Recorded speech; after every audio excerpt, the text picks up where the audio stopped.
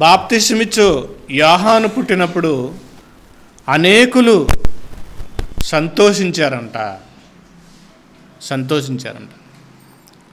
ఆయన పుట్టినప్పుడు వీళ్ళకి సంతోషం ఏంటి? ఆయన పుట్టినప్పుడు ఆయన పుట్టుక ద్వారా వీళ్ళకు వచ్చే ఆ సంతోషం ఏమిటి? ఏంటి సంతోషం అని బైబిల్లో మనం జాగ్రత్తగా చూడగలిగితే కనుక మార్కు సువార్త 1వ అధ్యాయము 5వ వచనం. మార్కు సువార్త 1వ అధ్యాయము 5వ వచనంలో రాయబడిన మాట, అంతటా యోదయ దేశస్థులందరూ యెరూషలేము వారందరూ బయలుదేరి అతని యొద్దకు వచ్చి తమ పాపములు ఒప్పుకొనుచు యొర్దాను నదిలో అతని చేత బాప్తీసము పొందుచుండిరి అని రాయబడింది. యోహాను గారు ఎవరంట? యోదయ దేశములందంతటా, అంటే యెరూషలేములో ఉన్న యూద దేశంలో యూదుల యొక్క ప్రాంతాల్లో, ఆ యెరూషలేము చుట్టుపక్కల ఉన్న ప్రాంతాలందరూ యోహాను పుట్టి ఎదిగిన తర్వాత ఆయన దగ్గరకు వచ్చి బాప్తీసము పొందడానికి వస్తున్నారంట. బాప్తీసం పొందడానికి. బాప్తీసము పొందితే వాళ్ళకు వచ్చే తృప్తి ఏంటి? బాప్తీసము పొందితే వారికి వచ్చే సంతోషం ఏమిటి? యోధ జనాంగం ఎలాంటి వారంటే కనుక మూర్ఖులు అని చెప్పచ్చు. యోధ మత ప్రవీణులు కానీ యోధ మతస్థులు కానీ వారికి ఉన్న ధీమా ఏంటంటే కనుక, దేవుడు మాకు వాక్యాన్ని అనుగ్రహించాడు, జీవం గల దేవుని యొక్క పిల్లలం మేము. అలా కాకుండా వాళ్ళు అబ్రహాము యొక్క సంతానం మేము. అబ్రహాము యొక్క సంతానం, విశ్వాసులకు తండ్రి అయిన అబ్రహాము యొక్క సంతానం మేము. చాలా గర్వంగా ఉంటారు యూదులు. ఇప్పటికీ కూడా ఆ యూదుల గురించి తెలుసుకుంటున్నప్పుడు యూదులు ఇప్పటికీ కూడా భయంకరులుగానే ఉంటారు. దేన్ని లెక్క చేయరు, దేనికి భయపడరు. వారి యొక్క జీవితంలో ఏముండదంటే భయం అనేది ఉండదు, పశ్చాత్తాపం అనేది తక్కువ.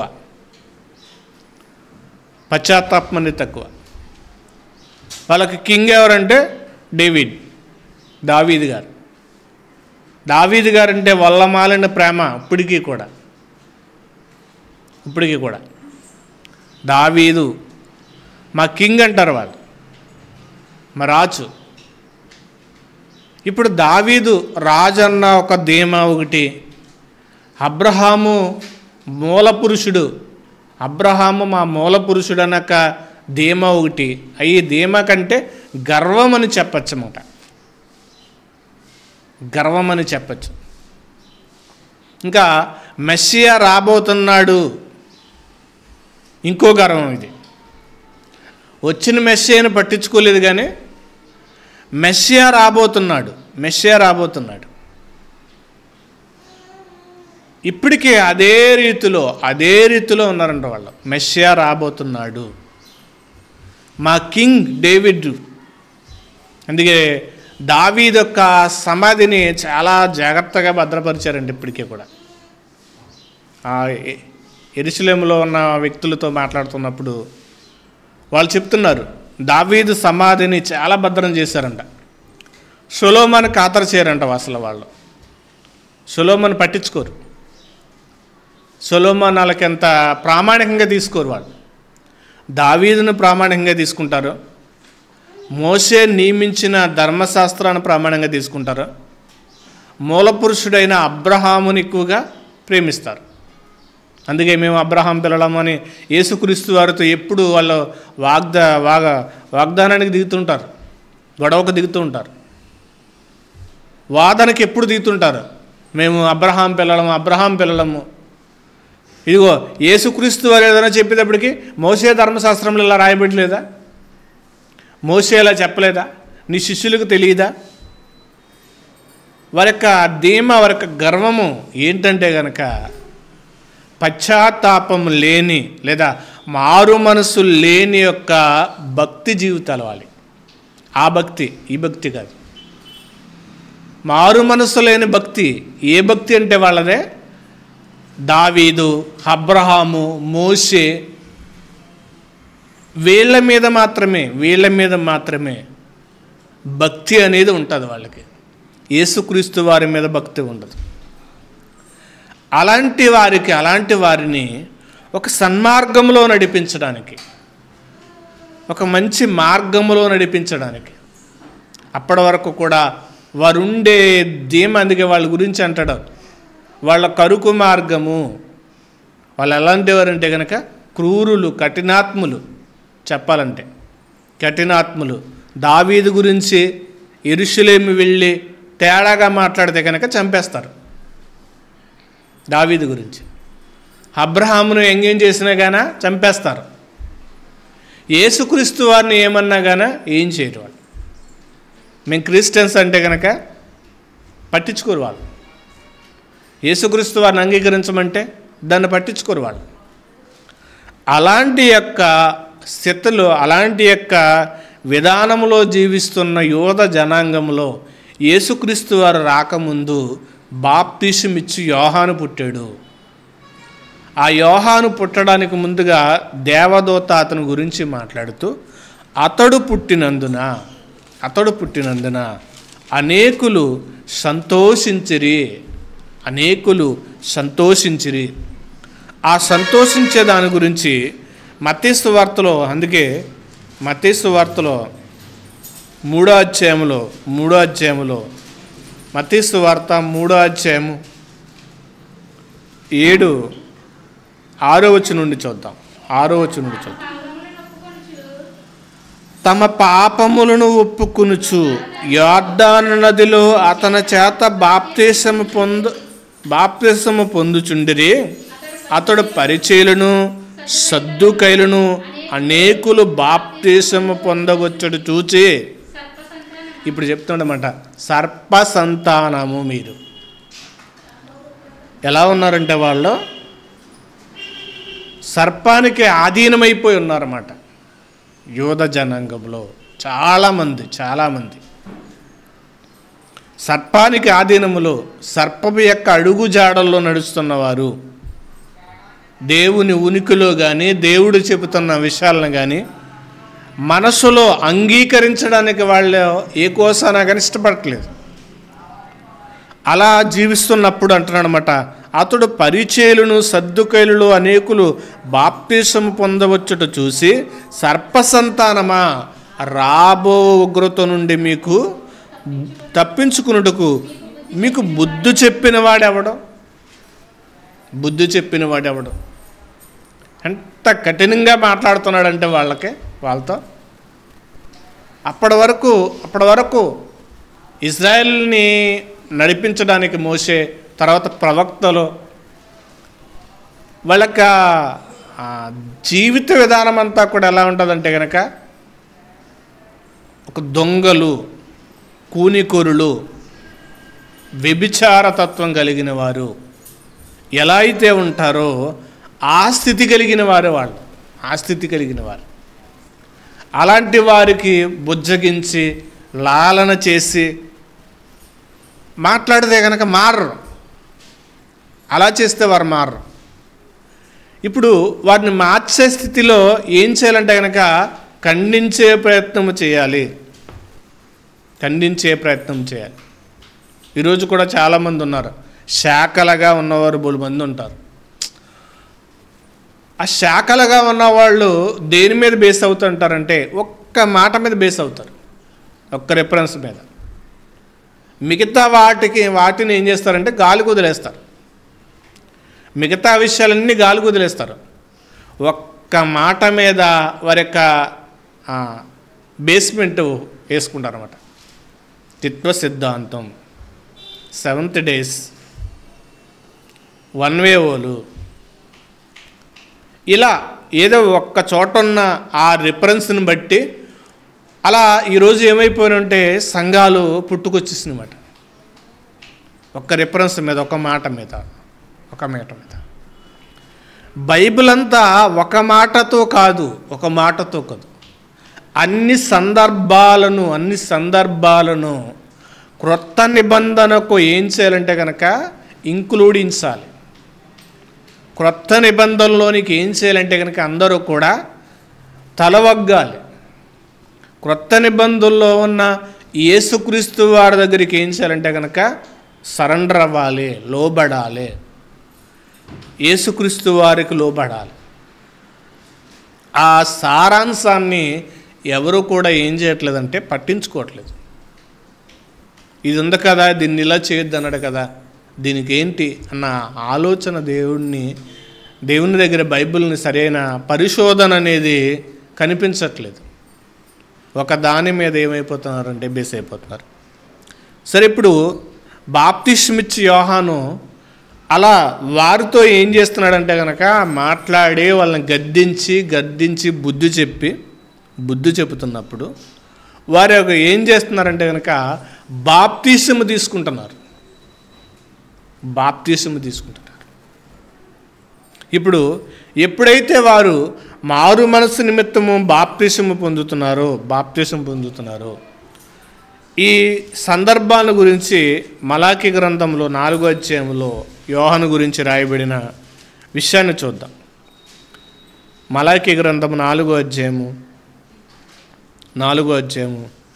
5వ వచనంలో మనం చూడగలిగితే కనుక, యెహోవా నియమించు భయంకరమైన మహాదినం రాకమునుపు నేను ప్రవక్తగు ఏలియాను మీ యొద్దకు పంపుదును. ఏలియా ఎవరంటే, ఏలియా అంతా ఆత్మ కలిగి పౌరుషము కలిగిన వారు ఎవరంటే కనుక బాప్తిస్మిచ్చి యోహాను. నేను వచ్చి దేశము శపింపబడుకుంటున్నట్లు అతడు తండ్రుల హృదయాలను పిల్లల తట్టును, పిల్లల హృదయాలను తండ్రుల తట్టును త్రిప్పును. ఎవరంటే ఈయన బాప్తిస్మిచ్చు యోహాను గారు. ఇప్పుడు లోకాసు వార్త 1వ అధ్యాయంలోకి వస్తే కనుక 17వ వచనం మొదటి నుంచి చదివితే కనుక అక్కడ కనబడుతుంది, మరియు అతడు తండ్రుల హృదయమును పిల్లల తట్టును, అవిధేయులను నీతిమంతులను జ్ఞానమును అనుసరించుటకును. అవిధేయులు నీతిమంతుల జ్ఞానమును అనుసరించుటకు. అవిధేయులను. ఇప్పుడు అవిధేయతలో ఉన్నవాడికి ఏముండదంటే కనుక అతడికి సంతోషం అనేది ఉండదు. అవిధేయత, పాపము. మనిషి జీవితంలో డబ్బు లేకపోయినా కానీ కొంచెం హ్యాపీగా ఉండొచ్చు. కానీ ఆర్థిక ఇబ్బందులైనా సరే కొంచెం హ్యాపీగా ఉండొచ్చు. కానీ పాపం అనేది మనిషి జీవితంలోనికి వచ్చినప్పుడు ఏముండదంటే జీవితంలో సంతోషం అనేది కనబడదు. ముఖంలోనూ కనబడదు, లోపల కనబడదు. పాపం మనిషిలో ఉన్నప్పుడు. ఇప్పుడు అవిధేయులను నీతిమంతులుగా తీర్చాలి, నీతిమంతులుగా నడిపించాలి. అవిధేయతలో ఉన్న వారికి వారి యొక్క అవిధేయతను గద్దించి, వారి అవిధేయతను తెలియజేసి, సర్ప సంతానమా, ఎందుకు ఇప్పటివరకు మీరు దేవుని సంతానమని చెప్పుకుని సర్పానికి మీరు సహవాసం చేస్తున్నారు? మీరు రండి, ఇక నుంచి ఆ ఆలోచన మానుకోండి, అది మంచిది కాదు. ఇదిగో రాబోతున్న వాడి కొరకు మీరు ఏం చేయాలంటే కనుక సిద్ధపడాలి. రాబోతున్న ఆయన కొరకు మీరు సిద్ధపడాలి, మారాలి. ఇదిగో ఇప్పటి వరకు కూడా సర్పానికి మీరు సహవాసం కలిగి ఉన్నారు. ఇది కాదు. మీరు నీతిమంతుల యొక్క స్థానంలోనికి రావాలి అని వారిని మోటివేట్ చేసి, వారికి బాప్తిసం ఇచ్చి యేసుక్రీస్తు వారి యొక్క రాజ్య సంబంధులుగా చేయడానికి.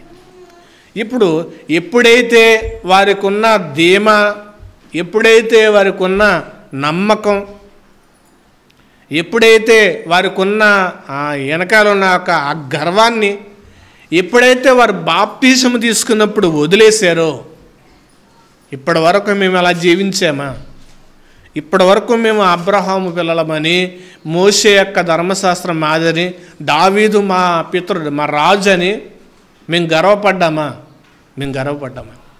అరే ఇది కాదా? ఇది కాదే. అసలైన రాజు యేసుక్రీస్తు వారి యొక్క ఆ రాజ్యంలోనికి మేము ప్రవేశిస్తున్నామా? ఆ రాజ్యంలోనికి మేము ప్రవేశించి ఆయనతో జీవించడానికి మేము వస్తున్నామా?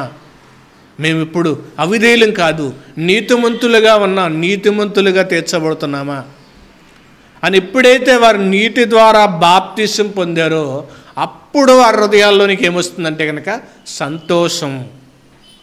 అప్పుడు వారి హృదయంలో సంతోషం వస్తుంది. ఇప్పుడు చదువుతున్నాను చూడండి. అతడు పుట్టినందున అనేకులు సంతోషించారంట.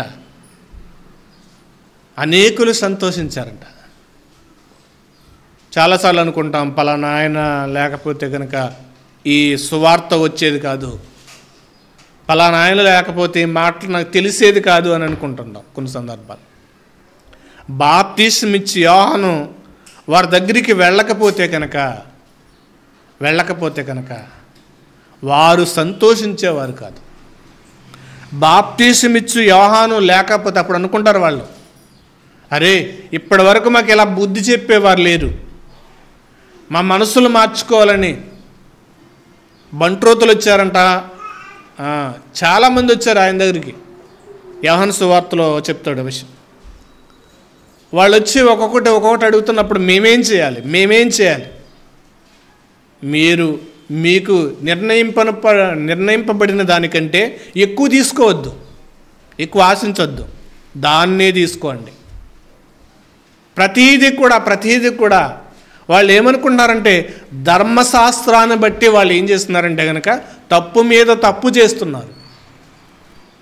ధర్మశాస్త్రాన్ని బట్టి తప్పు మీద తప్పు. ఏదో చిన్న వాటిని ఇచ్చి పరిచయలు పుదీనాల్లో జీలకర్రలో 10వ వంతు ఇస్తున్నారంట, కానీ ఒంటులు మింగేస్తున్నారంట.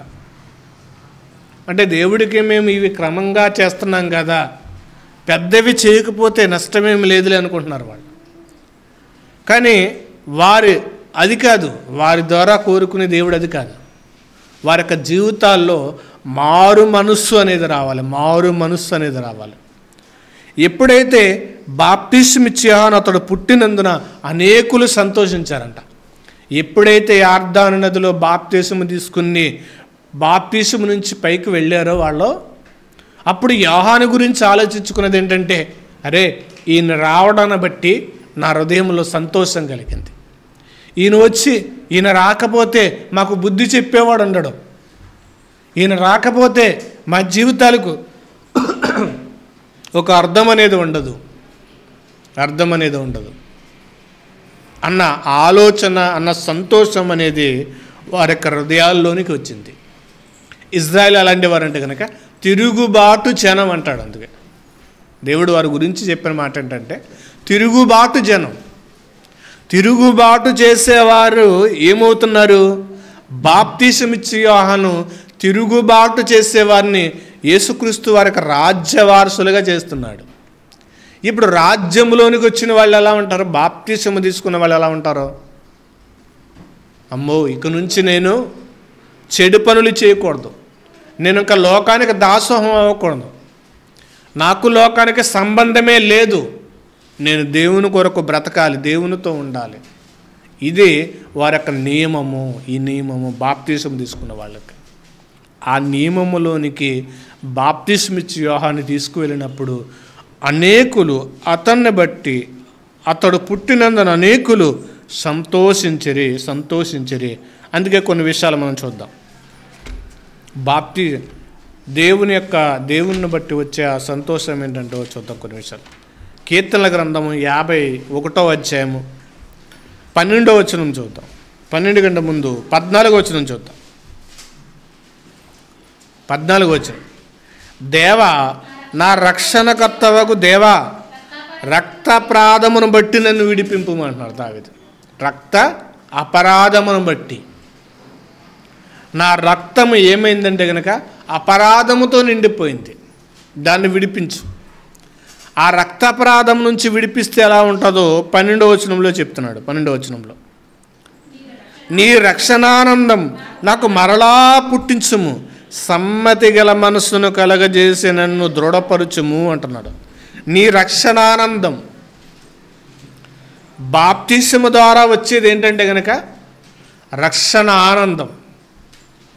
ఒక పాపికి బాప్తిసము ద్వారా వచ్చేది రక్షణానందం. రక్షణానందం. ఇప్పుడు ఈ రక్షణానందాన్ని ఇవ్వడానికి, ఈ రక్షణానందము మరలా కావాలంటున్నాడు దావీదు. ఎందుకని? ఆ రక్షణ ఆనందాన్ని దావీదు పాపం చేయడం వల్ల కోల్పోయాడు. మరలా దేవుని దగ్గరకు వచ్చి కన్నీళ్లు విడిచి ఏడ్చి దేవా, నా రక్తాపరాధములను బట్టి నన్ను క్షమించు, మరలా నాకు రక్షణ ఆనందాన్ని కలగజే, మరలా ఇవ్వు అంటున్నాడు.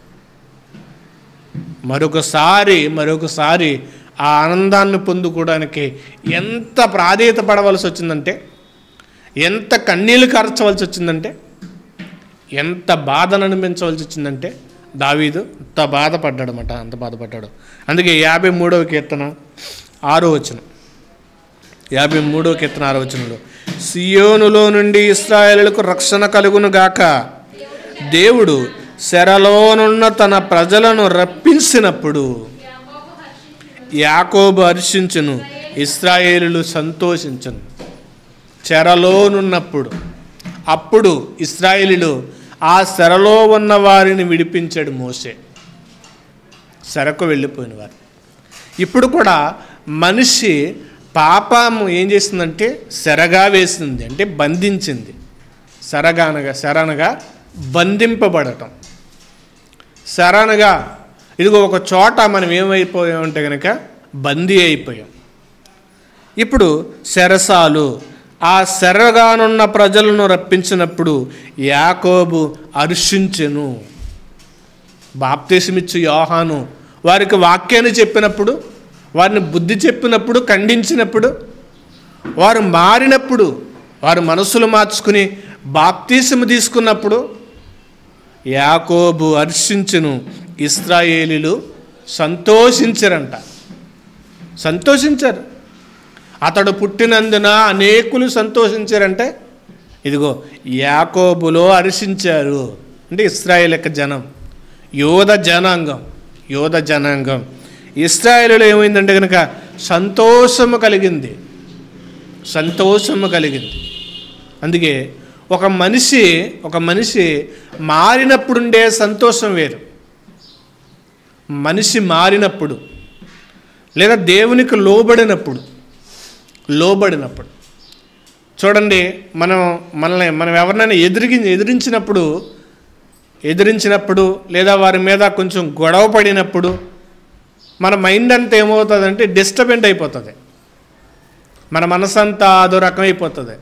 రాత్రి పడుకున్నా కానీ ఆ బరువుగా ఉంటుందన్నమాట. మన మనస్సులోను లేదా మన ఆలోచనలోను ఆ జరిగిన సిచ్యువేషన్ ఎప్పుడు మరలా గుర్తుకొస్తూనే ఉంటుంది. అది గుర్తుకొస్తున్నప్పుడల్లా మన మనసు ఏమనిపించదు అంటే సంతోషం అనిపించదు. తిన్నా సంతోషం అనిపించదు, త్రాగినా సంతోషం అనిపించదు. కానీ సమ్టైమ్ ఒక మనిషిని మన మీద మాట అంటున్నప్పుడు లేదా మన మీదకు గొడవకు వచ్చినప్పుడు మనం ఆగి అతను ఏమీ అనుకోకుండా, లేదా ఆ వ్యక్తులకి మనం ఏదన్నా ఒకవేళ సరే నాదే పొరపాటు, నాదే తప్పైంది ఈ విషయంలో అంటే అవతల వ్యక్తి మన పొరపాటు చేసినా కానీ ఆ క్షమాపణ కోరుకున్నప్పుడు ఆ మనసులో ఎలా ఉంటుందంటే తేలికగా ఉంటుంది. ఆ రోజు చాలా ఎనర్జెటిక్గా, చాలా అందంగా, ఆరోగ్యంగా కూడా ఉంటాం. ఎప్పుడది మనము అవతల వ్యక్తులకి మనము ఏమీ చేయనప్పుడు, లోబడినప్పుడు, ప్రేమించినప్పుడు అది ఎలా వస్తుందంటే కనుక హర్షిస్తుంది. లోపల మనసు హర్షిస్తుంది అన్నమాట. ఒక వ్యక్తిని క్షమించినప్పుడు, అందుకే యేసుక్రీస్తు వారు కూడా అంటారు కదా, మీరు ఒకరిని క్షమించిన ఎడల పరలోకమందున్న మీ తండ్రి మిమ్మల్ని క్షమించును. ఇది ఫాలో అవుతే కనుక మనిషి జీవితంలో ఎంత బాధ ఉన్నా గానో ఏం చేయగలరంటే జయించగలరు. అదే చెప్తున్నమాట, యాకోబు హర్షించిన ఇశ్రాయేలుడు సంతోషించును. మరి ఇలాంటి సంతోషం ఇజ్రాయేలుకు వచ్చింది. సంతోషం ఎవరి ద్వారా అంటే యోహాను పుట్టడం వల్ల ఇజ్రాయేల్ జనానికి, యోధ జనాంగానికి సంతోషించారంట, అనేకులు సంతోషించారంట. మరి ఇజ్రాయేల్ దగ్గర ఆగిపోతే సంతోషం ఎలాగా? ఆ సంతోషం యూదులకు మాత్రమే కలిగితే ఎలా? యూదులు మాత్రమే ఆ సంతోషం కలిగితే ఎలా? అందుకని ప్రజలందరికీ కలగబోయే సంతోషకరం ఏంటి? ప్రభు అయిన యేసుక్రీస్తు వారి పుట్టుక. అందుకే అంటాడనమాట లూకాసు వార్త 2వ అధ్యాయము 10వ వచనంలో, లూకాసు వార్త 2వ అధ్యాయము 10వ వచనంలో, అయితే ఆ దూత భయపడొద్దు, ఇదిగో ప్రజలందరికీ కలగబోవు మహా సంతోషకరమైన వార్త ఇది. వారు మారు మనస్సు నిమిత్తం బాప్తిసం పొందారు, మారాలని. ఇంకా వారికి కూడా పాప క్షమాపణ అనేది రావాలంటే యేసుక్రీస్తు వారి ద్వారా రావాలి. అందుకు వాళ్ళు యేసు నామంలో బాప్తిసం తీసుకుంటారు యూదులు. ఇప్పుడు ఇశ్రాయేలుకే కాకుండా ప్రజలందరికీ, ప్రపంచ ప్రజలందరికీ కూడా సంతోషాన్ని తెచ్చింది ఎవరంటే కనుక ప్రభువైన యేసుక్రీస్తు వారు. యోహాను పుడితే యూద జనాంగానికి సంతోషం.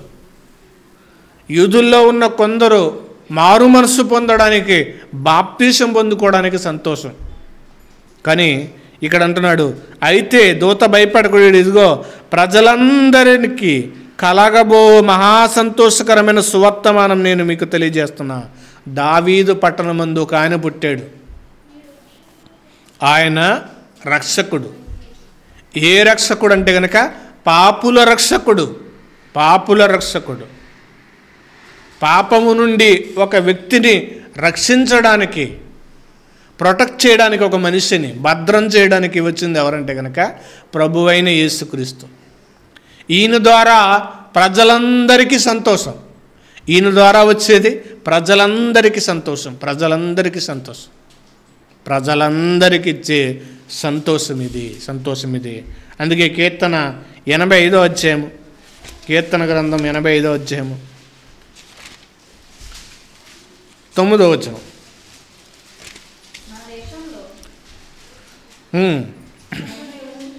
మన దేశములో మహిమ నివసించినట్లు ఆయన రక్షణ ఆయనకు భయపడు వారికి సమీపముగా ఉంది. ఆయన రక్షణ ఎవరికి ఉన్నదంటే ఆయనకు భయపడేవారికి. ఆయన రక్షణ ఆయనకు భయపడు వారికి సమీపముగానున్నది. 9వ అధ్యాయము 13వ వచనం. తొందరగా తీయండి. 9వ అధ్యాయం 13వ వచనం. నేను నీ కీర్తి అందంతటా ప్రసిద్ధి చేయుచున్నాను. సియోను కుమార్తె గుమ్మములోను నీ రక్షణ బట్టి హర్షించినట్లు యెహోవా నన్ను కరుణించెను. నీ రక్షణ బట్టి హర్షించినట్లు యెహోవా కరుణించాడు. ఆయన కరుణించాడు కాబట్టి యేసుక్రీస్తు వారిని భూమి మీదకి పంపించాడు. ఆయన ద్వారా మనకేమొచ్చిందంటే కనుక రక్షణ వచ్చింది. ఆయన ద్వారా ఆయన ద్వారా మనకి మేలు కలిగింది. 20వ అధ్యాయం, కీర్తన గ్రంథం 20వ అధ్యాయం 5వ వచనం. యెహోవా నీ రక్షణను బట్టి, ఆయన కలగజేసిన ఈ రక్షణను బట్టి మేము జయోత్సవము చేయుచున్నాం. యెహోవా నీ రక్షణను బట్టి మేము జయోత్సవమును చేయుచున్నాము అన్నాడు. చేయుచున్నాము. ఆయన రక్షణ వల్ల ఏమొస్తుందంటే జయ ఉత్సాహం.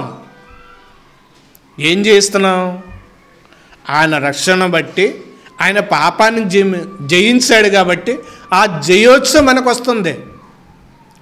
మనం జయించలేదు పాపాన్ని, మనం పాపంతోనే ఉన్నాం. మనం పాపాన్ని జయించలేదు, కానీ ఆయన జయించాడు కాబట్టి ఆ జయోత్సవం అనేది మనకు కలుగుతుంది. జయించి మనకిచ్చేసాడు. ఇప్పుడు రన్నింగ్ రేస్లో ఎవరు గెలుస్తున్నారంటే కనుక ఇండియా పేరున ఒకళ్ళు గెలుస్తున్నారు, ఇండియా పక్షాన ఒకళ్ళు గెలుస్తున్నారు. ఆ వ్యక్తి గెలిచినందుకు ఇప్పుడు అంతా రాస్తున్నది ఎవరో? ఇండియా గెలిచింది. ఇండియాలో 11 మంది ఆడితే క్రికెట్, ఆ 11 మందిలో ఒకడు నెగ్గిస్తే వచ్చిన విజయము ఇప్పుడు ఎవరికి వరించింది? అందరికీ వరించింది. అలాగే ఇక్కడ అన్నాడు, యెహోవా నీ రక్షణ బట్టి మేము జయోత్సవం చేయుచున్నాం. భక్తుడు అన్నాడు, ఆయన రక్షణ బట్టే మనకి జయోత్సవం కలుగుతుంది. మనం జయించగలిగాం.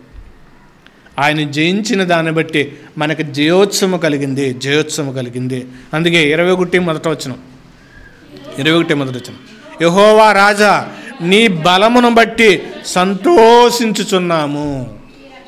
మనకేమైనా పాపాన్ని జయించే బలం ఏమైనా ఉందంటే లేదు.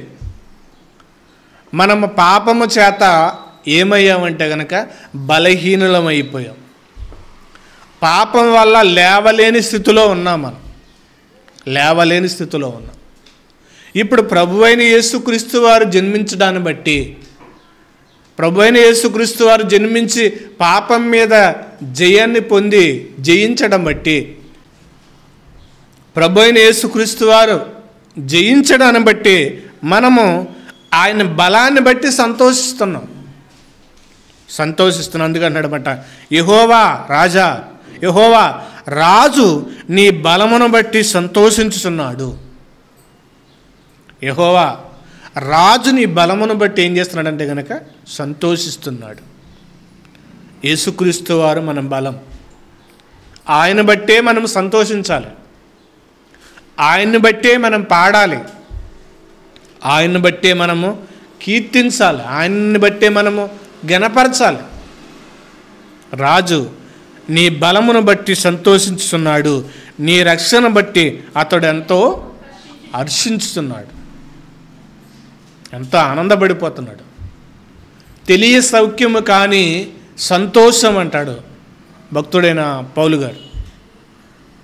తెలియ సౌఖ్యము కానీ సంతోషం ఎవరికి వస్తుందంటే కనుక ఒక పాపములో ఉన్న ఒక వ్యక్తి యేసుక్రీస్తు వారిని అంగీకరించిన తర్వాత ఆయనిచ్చే రక్షణలో వచ్చేది. అందుకే ప్రజలందరికీ కలగబోయే మహాసంతోషకరమైన సువార్తమానము యేసుక్రీస్తు వారు జన్మించడాన్ని బట్టి ప్రజలందరికీ కలగబోయే సంతోషం, ఆయన బలాన్ని బట్టి సంతోషం, ఆయన రక్షణ బట్టి అందరికీ ఆనందం. అందుకే చాలామంది వారికి జీవితాలు సాక్ష్యంగా పంచుకుంటారు.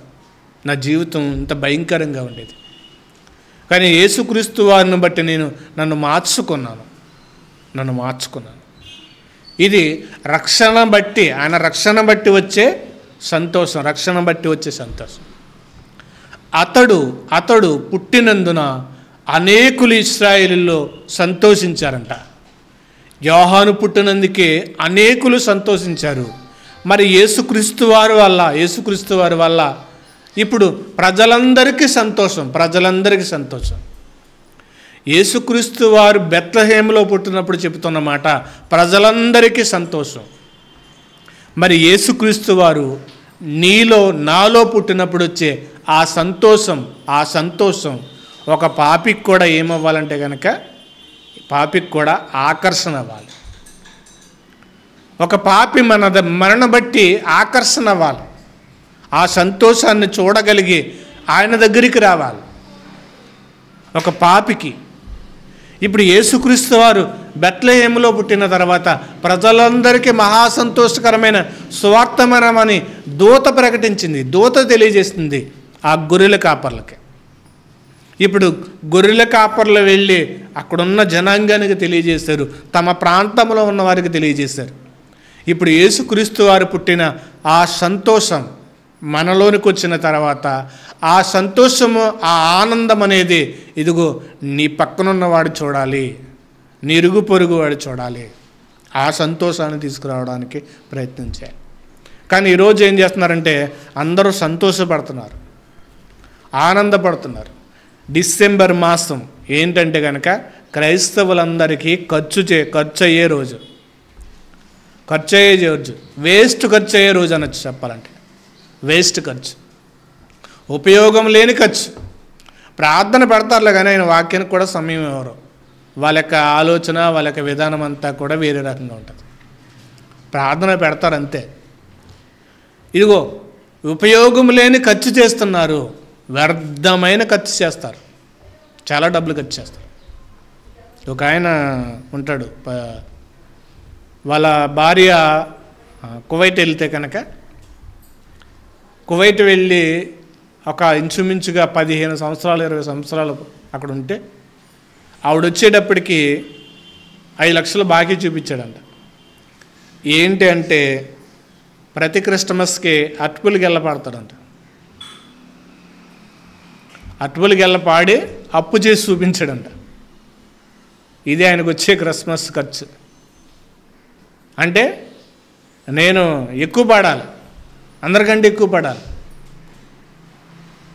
ఆ డబ్బులతో ఏమన్నా మంచి కార్యక్రమాలు చేస్తారంటే ఏమి ఉండదు. ఆ పెద్దలు అలా చేసి ఇలా చేసి ఖర్చు చేసుకుండి పాడు చేయడం తప్ప ఉపయోగపడే పని చేయట్లేదు. ఆయన రక్షణ సంతోషాన్ని ఇచ్చింది ఎందుక? మనిషి వ్యర్థమైన ఖర్చులు చేసి వ్యర్థముగా ఉపయోగించి ఇదిగో ఇలా ఇచ్చలవిడతనానికి, నీ ఆనందానికి, నీ సంతోషాలకే కాదు, ఆయన ద్వారా వచ్చే ఆ రక్షణ సంతోషం అనేది ఇతరులకు నీ ద్వారా వెళ్ళాలి. అది ఆయన కోరుకున్నాడు. ఆ రక్షణ ఆనందాన్ని ఇతరులకు వెళ్ళాలి నీ ద్వారా. అది ప్రచురం అవ్వాలి. ఆ గొర్రెల కాపర్లు అది విన్న తర్వాత తమ హృదయంలో భద్రము చేసుకుని అది ప్రచురము చేశారంట. అది చేస్తే బాగుంటుంది. మన యొక్క హృదయంలో ఉన్న క్రిస్మస్ లేదా ఆ క్రీస్తు యొక్క ఆనందాన్ని, క్రీస్తు ఇచ్చిన రక్షణను, ఆ సంతోషాన్ని ఇతరులకు పంచే వారముగా, ఇతరులకు ప్రకటించే వారముగా మారితే బాగుంటుంది క్రైస్తవులందరూ. అది కాకుండా ఎంత చేసినా, ఏ పండగ చేసినా అదంతా శుద్ధ దండగగానే మిగిలిపోతుంది. ఈరోజంతా శుద్ధ దండగైన పండగే చేస్తున్నారు తప్ప నచ్చేది మాత్రం ఎవరు చేయట్లేదు. దేవునికి నచ్చేది చేయండి, ఆయన మెచ్చేది చేయండి, ఆయనకి మెచ్చేది చేయండి. ఆయన మెచ్చేది ఇతరులు మెచ్చుకోవాలని కనబడేలేక చేయకండి. ఆయనకు నచ్చేలాగా, ఆయన మెచ్చుకునేలాగా, ఆయనకు కనబడేలాగా చేసినప్పుడు ఒక పాపి ఖచ్చితంగా మారతాడు. అలా ఒక పాపి మారడానికి ప్రయత్నం చేసేవారుగా, ఆయన రక్షణ ఆనందం మన హృదయంలో ఎల్లప్పుడూ ఉంచుకునే వారంగా ఉండాలని కోరుకుంటూ నేను మాటలు ముగిస్తున్నాను. ప్రార్థన చేసుకుందాం.